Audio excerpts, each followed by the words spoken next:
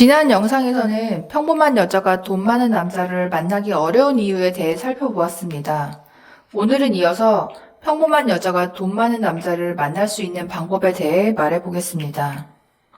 지난 편에서 말했듯이 일단 돈 많은 미혼 남성은 극소수입니다.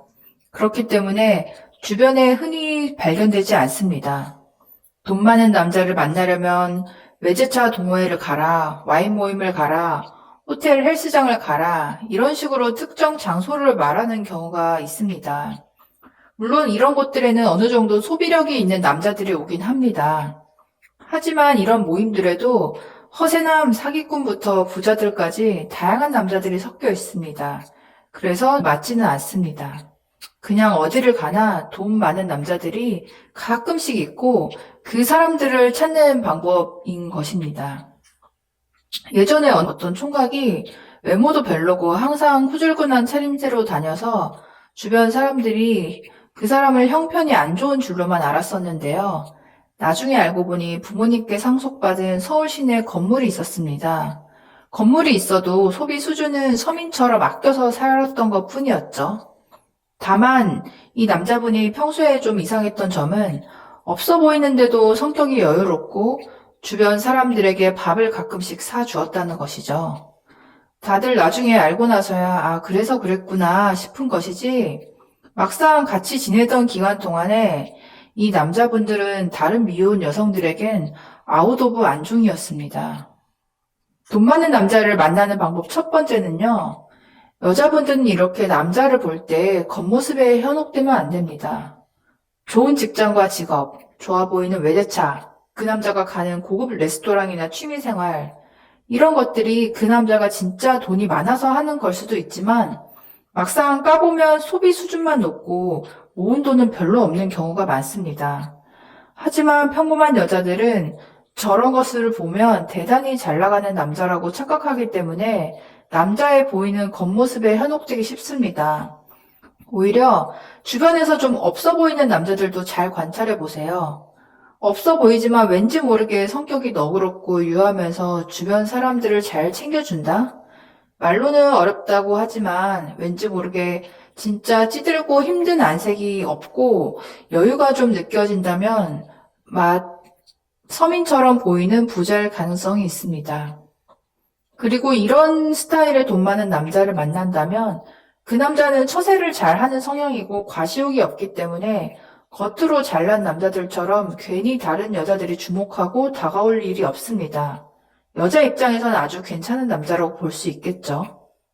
두 번째는요, 직업과 외모 기준을 낮추세요.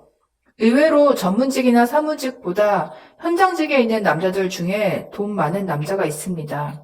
사무직, 즉 직장인의 경우 학력이 좋고 대기업에 다녀도 연봉 1억을 넘기기 어렵지만요. 현장직이나 기술직, 도매업에 있는 남자들은 수입이 큰 경우가 있습니다. 여자들이 이쪽 직종을 너무 모르기 때문에 직업만 보고 무시하는 경향이 있지만 이런 남자들은 특성상 대학을 잘 나오지 않고 어릴 때부터 일을 하면서 자기만의 기술과 거래처, 노하우 등을 가지게 되고요. 그러면 정말로 정년 없이 평생 돈을 벌 수 있는 수준에 올라가게 됩니다. 물론 남보기에 그럴듯한 학력이나 직장명은 없습니다. 말투나 취향도 다소 투박하게 느껴질 수 있죠. 하지만 앞서 말했듯이 돈 많은 미혼 남자 자체가 극소수이기 때문에 직업을 너무 따지지 않는 자세가 필요합니다. 그리고 무슨 직종이든 간에 객관적으로 성공을 했다는 것은 그 남자가 비즈니스 감각이 뛰어나고 똑똑하다는 증거입니다. 내가 함부로 무시할 상대는 아니죠. 센스가 부족하면 내가 좀 꾸며주면 되는 것이고요. 자주 가는 동네 작은 카페 사장님이 영세 자영업자가 아니라 알고 보니 아버지 건물 1층에서 카페를 하는 걸 수도 있고요. 우리 동네 핸드폰 파는 대리점 사장님 총각이 알고 보니까 전국 영업 순위권의 알부자일 수도 있고요. 그리고 젊고 잘생기면서 돈도 많은 남자는 내가 절대 만날 수 없습니다. 외모의 기준을 낮추세요. 객관적으로 같이 길에 다니기 정말 창피한 수준만 아니라면 괜찮습니다. 세 번째는요, 내 외모가 평범한 게 아니라 상당히 촌스럽다는 걸 인정하고 스타일을 바꾸세요. 평범한 안목과 소비 수준을 가진 나와 친구들끼리 모여서 쇼핑하고 서로 예쁘다고 해봐야 아무 발전이 없습니다. 그리고 적당한 성형과 시술도 받으세요. 있는 그대로 모습이 세련되게 생기는 여자는 거의 없습니다. 꾸미고 가꾸어야 우리가 생각하는 보편적인 여성스러운 이미지가 되는 것입니다. 일단 메이크업 과외를 받으세요. 메이크업 아티스트에게 1대1로 받는 서비스가 꽤 많습니다. 비싸도 몇십만 원 안쪽입니다. 내 얼굴의 장단점을 객관적으로 파악하고 메이크업을 세련되기만 해도 성형 같은 효과를 낼 수 있습니다.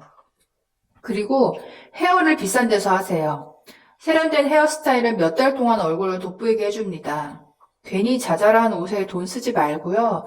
그 돈 모아서 40만 원짜리 펌 한번 받는 게 낫습니다. 이렇게 얼굴 주변만 확실히 가꾸어도 훨씬 세련된 이미지가 됩니다. 눈썹 문신도 추천드리고요. 옷은 당장 비싼 브랜드를 살 수는 없지만 백화점에서 자주 입어보면서 안목을 높이세요. 입어만 봐도 보는 눈이 생깁니다. 그리고 나와 가장 비슷한 이미지의 여자 연예인이나 배우를 골라서 그 사람의 스타일링을 참고해서 따라해보세요. 비슷하게만 봐도 좋은 효과가 납니다. 네 번째는요, 먼저 연락하고 다가가세요. 그리고 남자 스케줄에 맞춰주세요. 보통의 연애 패턴과는 정반대로 해야 합니다. 돈 많은 남자들은 굳이 평범한 여자에게 적극적으로 다가가지 않습니다. 꼭 여자가 많아서가 아니라 가진 게 있으면 이성 관계에서 더 신중해지기 때문입니다. 게다가 젊은 나이에 돈을 잘 번다는 건 일에 모든 에너지를 쏟고 있고 매우 경쟁적으로 살고 있을 가능성이 큽니다. 일부 여유로운 금수저 아들을 제외한다면요.